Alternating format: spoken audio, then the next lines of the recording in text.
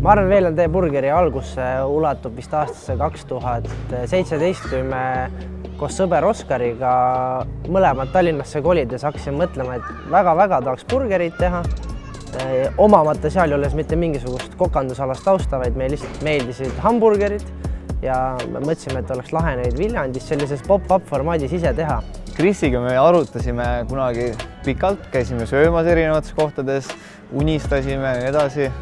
Ja siis üks hetk peale ühte Viljandi tulevikumängu me saime Selveri parklas kokku ja siis vaatasime auto kapoti alla ja millegipärast sealt me mõtlesime, et nüüd tuleb esimene burgeriüritus teha. Kuidagi ligadi-logadi lükkasime grillid ja mingid asjad peredelt kokku ja tegime selle 70 burgeriürituse. Ma isiklikult tegelikult ei räägiks ühegist algusburgeri aastast, sest minu arust me tegime täielikku kräppi sellel ajal, aga vist inimestele meeldis üritus. Hamburgerite tegemise juurde viis meid tegelikult see, et olime suhteliselt palju reisinud välismaal ja näinud seda, kuidas tehakse purksi siis mujal, et siis Rootsis, Saksamaal, Prantsusmaal ja nii edasi. Ja tahtsime seda siis nii-öelda Eestis ka tegema hakata ja siis võtsimegi oleme hästi palju inspiratsiooni saanud Rootsi burgerikultuurist. Ma arvan, maitselt, mis mul kõige rohkem meeldinud on vist Bastard Burgers Rootsis, mis mingil põhjusel väga seda mulle üles ei haibitud, aga see oli mu kõige lemmikum, mis ma seni söönud olen. Ma arvan, et see, mis eristab VLND burgerit siis teistest burgerikohtadest, on see, et meil on väga nagu kogukonnapõhine eksistents, et suur osa meie töötajatest on kas Viljandist või väga tugevalt Viljandiga seotud ja täpselt samamoodi ka meie tooraine, et kõige nagu eredam näide sellest on see, et meie kuklid tulevad tänase päevani Viljandist mulgipagarist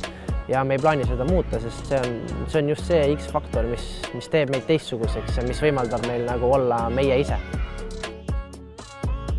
Nagu suurimateks väljakutseteks ilmselt ongi see, et jagada aega kõikide nende kohustuste vahel, mis tegelikult on teha, et kui sa seda alustad, siis tundub, et see on nagu easy thing to do, et lihtsalt nagu teed, majandad siin ühed asjad, majandad teised asjad, aga tegelikult on kogu aeg isegi siis Balti jääma leti puhul või siis Tartu purksiputka juures on kogu aeg mingeid asju, mida vaja lahendada. Võib-olla me alguses katsetasime väga vähe asju ja arvasime, et burgeri tegemine ongi selline ühe grilli ja kõige lahjema fritüüri asi. Aga pärast seda, kui oleme julgenud natuke seda temperatuuri nuppu timmida, siis meie see kiirus ja kõik on nii palju arenenud ja kõigis pisiasjad lihal, mis on erinevad krastid ja asjad on kõik väga ilusti ja välja hakanud tulema, mida varem oli väga keeruline teha. Lisaks on väga inspireeriv see, kui inimesed tulevad ja ütlevad, et me teeme ägedat asja, siis see annab jõudu veel nagu edasi mõelda ja mitte siis ära maanduda. Kõige suuremaks ohuks me näeme seda, et ühel hetkel me oleme nagu kuidagi rahul ja kõik nagu toimib ja siis tekib see nagu mis ikka juhtub erinevatel asjadel, et nad on nagu rahul, siis kõik on, siis see kuidagi mandub ära ja siis sellest saab nagu järjekordne asi, mis lihtsalt kunagi oli äge, aga enam ei ole. Et me tahame väga, või pingutame tugevalt selle nimel, et see oleks jätkuvalt relevantne ja huvitav ja sellepärast me ka vaatame oma tegemistes hästi palju nagu siis nii-öelda köögist välja poole, et teeme koostööd erinevate muusikutega, sündmuste ja korraldame ise sündmusi. Ma arvan, et see on rohkem kui pelgalt toit, aga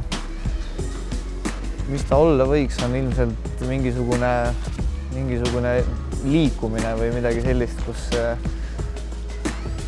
tehakse huvitavaid asju ja see burger võib-olla lihtsalt ühendab seda kõike. Ja tahakski niimoodi, et okei, meie nagu põhitegevus on hamburgerid ja hamburgerite müük, aga et tegelikult me oleks nagu justkui mingisugune skene või nagu kogukond, kes teevad asju,